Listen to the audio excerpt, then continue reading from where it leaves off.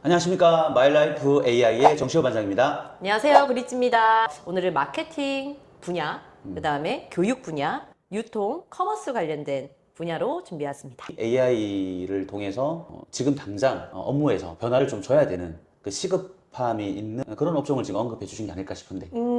아무래도 제일 치열한 산업 분야인 것 같기도 하고요. 네. AI 쓰는 방법이 워낙 다양하다 보니까 제가 좀 더 현장감 있게끔 산업별 분야보다는 사실 직무 기준으로 좀 많이 나눴다라고 보시면 될 것 같습니다. 가장 많이 쓰고 있는 AI 영역들을 설명을 드릴 텐데, 사실 예전에는 우리가 컨텐츠에 필요한 내용 하나 구성하는 거, 이걸 보통 기획이라고 일단 얘기를 해볼게요. 네. 기획 하나를 하는데도 한 3시간 정도는 걸렸던 것 같아요. 컨텐츠 하나당. 네, 그러면 어떤 내용을 쓰고 누구에게 이 내용을 보여줄 것이고 그들이 필요한 정보를 무엇이고 또 저희 광고주, 클라이언트가 원하는 컨텐츠가 어떤 것이며 이렇게 여러 가지 요소들을 기반으로 해서 필요한 내용들을 구성을 하고 그리고 그 내용을 또 다 담을 수는 없어요. 그러다 보니까 컨텐츠 하나당 이 컨텐츠는 어느 매체에 올리지, 블로그에 쓸지 아니면은 카카오에 또 쇼폼으로 요즘 또 많이 쓰니까 이거 쇼폼으로 쓸지 아니면 뭐 이걸 가지고 또 일반적인 플랫폼에다가 글을 올리는 건지 매체에 따라서 사실은 하나의 컨텐츠도 다 다르게 올라가야 되다 보니까 매체 특성도 이해하면서 컨텐츠의 결을 살려가야 되는데 뭐 이런 부분들에 대한 이제 전략이라고 하죠. 그쵸. 예, 매체 네. 운영의 전략에 대한 부분들도 사실은 어떻게 할지를 사람이 머릿속으로 다 생각을 했어야 되는데 요즘에 매체의 특성이나 운영 방식들을 워낙에 오픈 소스에 많이 올려주시니까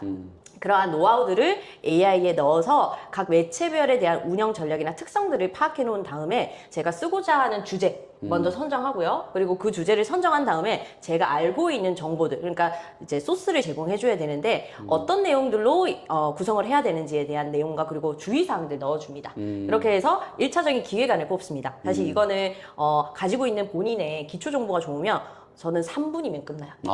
네, 그렇죠. 기획 자체는. 그런데 좀 더 디테일하고 저희는 또 하고 싶은 말을 하는 게 아니라 고객들이 필요로 하는 정보들을 또 컨텐츠로 많이 만들어야 되다 보니까 좀 더 고객들의 생각들을 이해를 하고 고객의 여정이나 심리를 생각해서 좀 더 철저한 내용들을 가지고 기획을 한다면 앞서 이러한 고객들에 대한 파악들도 AI를 활용해서 분석을 끊는다. 네, 그래서 리서치라든지 이 산업 동향이라든지 경쟁사 조사라든지 이런 부분들도 저는 AI를 통해서 한 주제를 가지고 한다면 대략 한 30분 정도는 소요되는 것 같고요. 네, 그리고 그걸 가지고 이제 기획안을 뽑고 그 다음에 쓸 내용들을 더 디테일하게 만들어가는 경우에는 한 1시간 정도면 되는 것 같아요. 네. 제가 브리치님 얘기를 듣다 보니까 그런 생각이 들어요. 마케팅 전략을 또 짤 때 요즘 또 브랜딩이란 말도 많이 쓰고 네.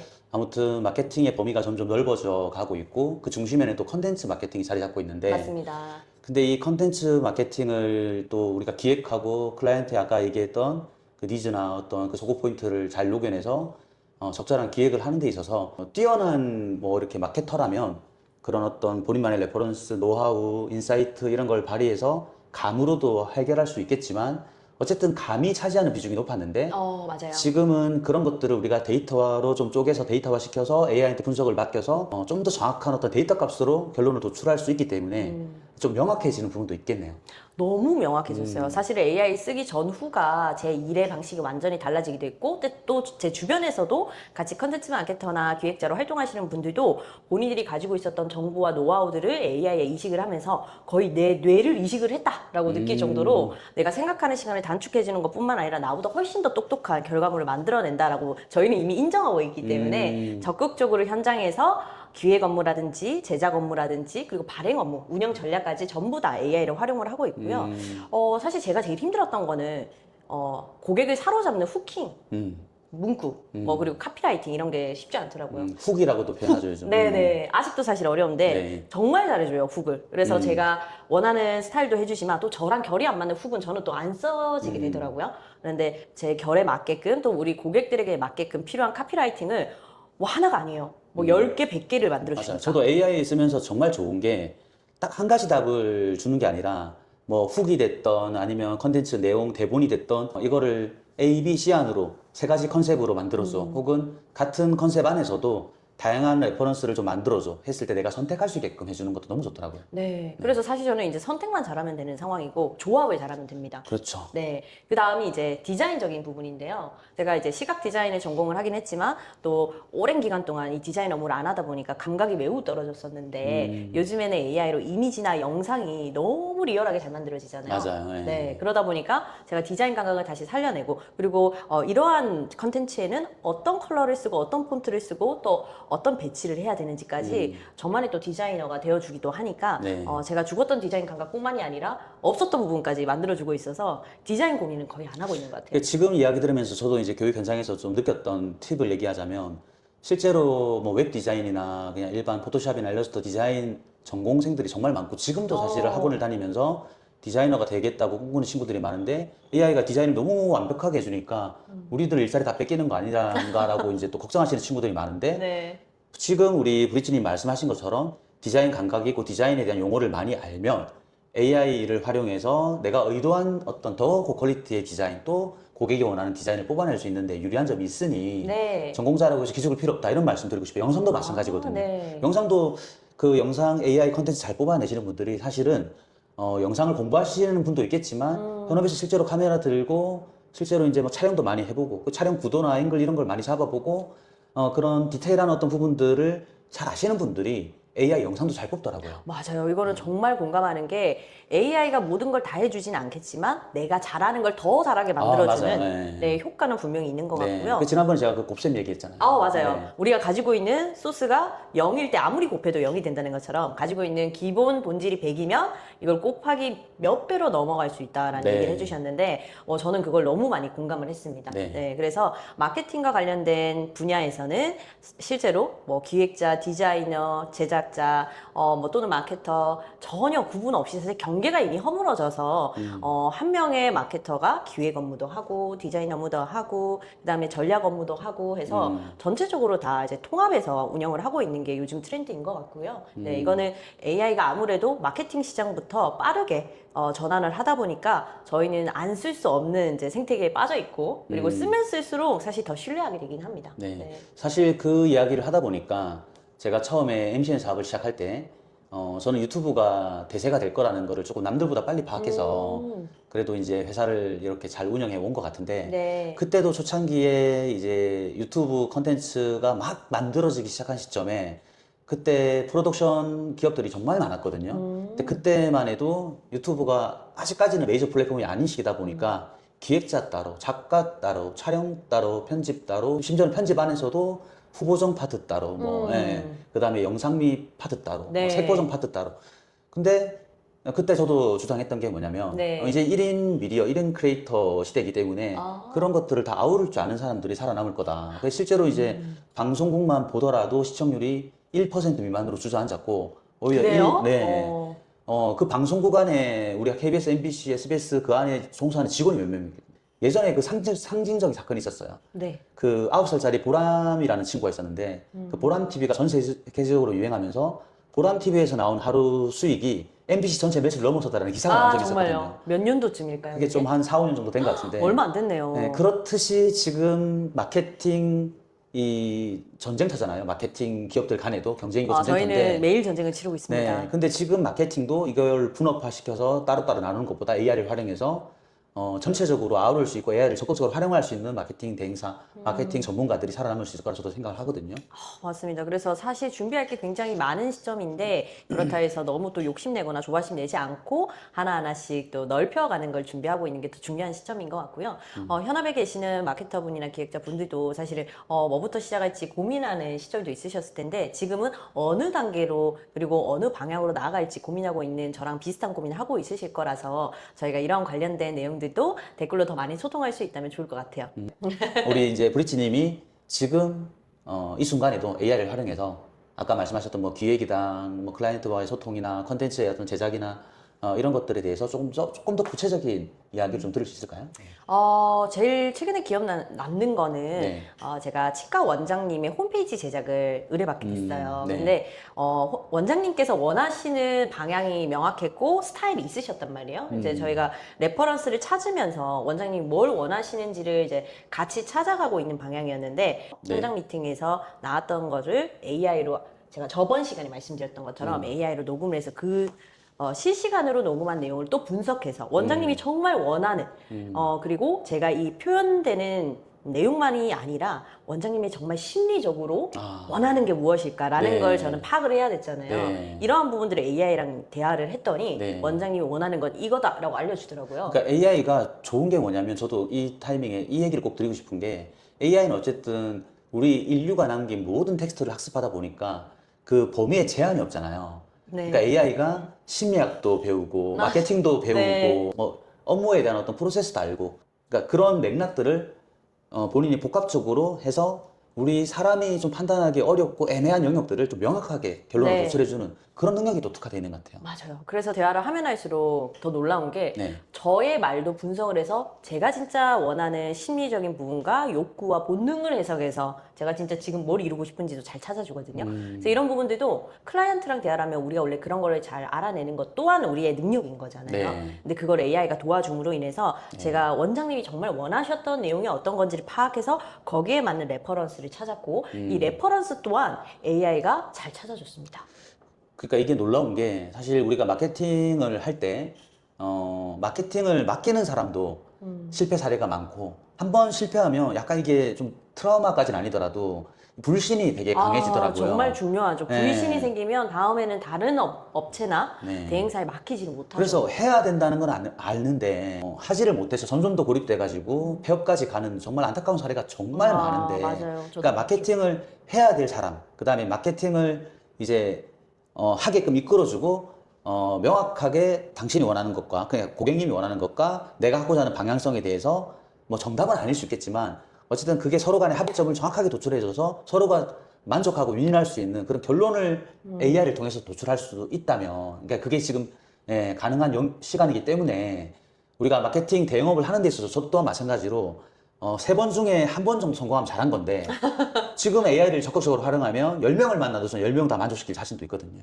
사실 브리지님도 실제로 그런 식으로 아무리 까다로운 고객이 있다 하더라도 합의점을 잘 도출해서 이거를 또 성과를 가져오고 실제로 또 계약을 성사시키고 그렇게 하시는 것 같아 보여서 정말 멋집니다. 네. 네, 그래서 저도 너무 일상적이다라고 생각을 해서 사실은 주변에 얘기하지 않았는데 어떻게 해서 업무를 하는지 많이 물어보셨을 때 얘기했을 때 많이 놀라시더라고요. 그래서 저도 이거는 하루 이틀에 쌓인 기술은 아닌 것 같고요. 네. 저도 이제 AI를 쓴 지가 어느덧 2년이 넘어가고 있다 보니까 쓰면 쓸수록 더 똑똑하게 잘 쓰는 방법을 찾고 있는 것 같아요. 나름 그래도 영업 기밀인데 그죠? 물론 이제 그냥 쓴다고 써지는 건 아니라고는 하지만 네. 오늘 우리 시청자님들을 위해서 브리지님이 본인이 진짜 실제로 마케팅에서 어떻게 계약을 성사시키는지에 대한 꿀팁을 공개한 거 굉장히 감사드리네요. 네, 필요하시면 진짜 오픈해드릴 수도 있습니다. 네. 더 또 많은 노하우가 있으시겠죠, 그죠? 네. 자, 그럼 이제 마케팅에서 AI를 적극 활용해서 우리 브리지님이 실제로 회사를 어떻게 성장시키는지 또 클라이언트와의 어떤 미팅이나 미팅 이후의 기획과 어떤 계약 성사 그다음에 그 진행 과정에서 프로젝트를 성공시키는지에 대한 이야기를 들어봤는데 또 우리 또 전문 분야가 있죠. 교육 분야에서 네. AI를 또 어떻게 활용하는지 또 꿀팁 사례를 좀 주신다면. 네, 교육 분야는 저도 요즘에 많이 관심 가지고 있고 하나씩 준비하고 있지만 아직까지 제 경험은 좀 부족해서 주변에 교육 사업을 하고 계시는 분들 그리고 그 현장에 계신 분들하고 얘기를 나눠봤는데요. 가장 어려워하는 거는 일단 커리큘럼 짜는 걸 하셨어요. 그래서 새로운 내용이 나오고 또 이번에 이 교육을 하고 나면 다음 커리큘럼을 준비하셔야 되고 이런 것들을 자산으로 쌓아놓으셔야 되는 교육 사업 쪽에서는 커리큘럼을 어떤 식으로 발전시키고 기록하는 것인지가 굉장히 중요하더라고요. 맞아요. 네, 그리고 이러한 내용들을 가지고 이제 안내하는 것, 그러니까 네. 어떤 내용으로 교육을 할 겁니다라고 이제 우리 학습자의 수준이 다 다르다 보니까 네. 자세하게 안내드리는 것부터 시작해서 그리고 후속적인 관리까지 고객들이 어떻게 해서 또는 학습자들이 어떻게 해서 이해를 하고 있는지 그리고 어떤 부분이 부족한지에 대한 피드백을 주는 과정에서 후속 관리까지 사실 이게 예전에는 사람이 뭐 자료를 그리고 책을 보고 다 정리하고 그리고 한 분 한 분 소통을 했다면 지금 AI를 활용해서 이 부분이 생산성이 어마무시하게 늘었다라고 얘기를 하시던데 일단 앞서 얘기했던 커리큘럼부터 얘기를 드리자면 유아 교육을 하고 있는 분이셨어요. 이분 같은 경우에는 유아와 관련된 전문 서적들을 AI에다가 다 넣으셔서 그리고 본인만의 이제 현장을 경험했던 부분들을 믹스를 해서 실제로 지금 교육을 하는 대상자들한테 필요한 교육이 무엇인지에 따라서 되게 그 필요한 딱 구간만 소스를 가지고 커리큘럼을 짜시더라고요. 근데 그 커리큘럼의 기본적인 기초 내용도 AI가 써줬지만 이제 1차적인 선별하고 난 이후에 네. 들어가야 되는 이미지나 영상도 직접 제작하시는 걸 제가 눈으로 봤는데 그거는 정말 사실 이게 AI로 만든 거야? 라고 할 정도로 굉장히 수준이 높으셨고 그래서 예전에는 이러한 모든 교육 준비를 하는 데에 하나의 교육 준비하는데 일주일이 걸렸다면 지금은 거의 7시간 정도면 된다. 네, 커리큘럼 하나를 만드는 밀도 있는 커리큘럼 자체의 시간이 단축이 굉장히 빨라졌다라는 걸 확인했고요. 그리고 안내문도 뭐 이거는 너무 기본 중에 기본이라고 얘기를 하시더라고요. 어떤 내용의 교육을 할 것이며 그 교육 내용의 목적과 목표 그리고 우리가 이 교육의 프로세스가 어떻게 되는지도 사실 학습자가 이해를 해야 단계별로 따라오잖아요. 맞습니다. 이런 네. 부분까지도 글, 그다음에 이미지 이렇게 페이지의 전체적인 구성까지도 학습자가 잘 이해할 수 있는 내용으로 AI를 통해서 만들고 계셨고 예전에는 PPT로 만드는 거를 지금은 그걸 아예 페이지 전체 랜딩용으로 만드셔가지고 링크 하나 발송해가지고 보내는 용으로 또 쓰고 계셔서 굉장히 놀랬고요. 대시보드로 만들어서 하는 맞아요. 거죠. 네, 대시보드를 바이브 코딩을 활용해서 네. 사실 여기는 좀 난이도가 많이 높죠. 그래서 네. 실제 본인 사업을 통해서 하고 계시는 분들이 많다 보니까 그리고 직원분들도 회사의 지원을 통해서 바이브 코딩을 많이 배우셨더라고요. 그래서 본인만의 대시보드를 가지고 있는 분들이 굉장히 많으셨어요. 맞아요. 네. 네. 특히 교육 쪽은 이런 부분의 산업의 적용이 AI하고의 맞물려 가는 것들이 같이 성장하고 있는 것 같아서 앞으로 AI가 성장함에 따라 우리 교육 쪽에 대한 성장성도 굉장히 기대된다라는 사례들을 말씀드리고 싶습니다.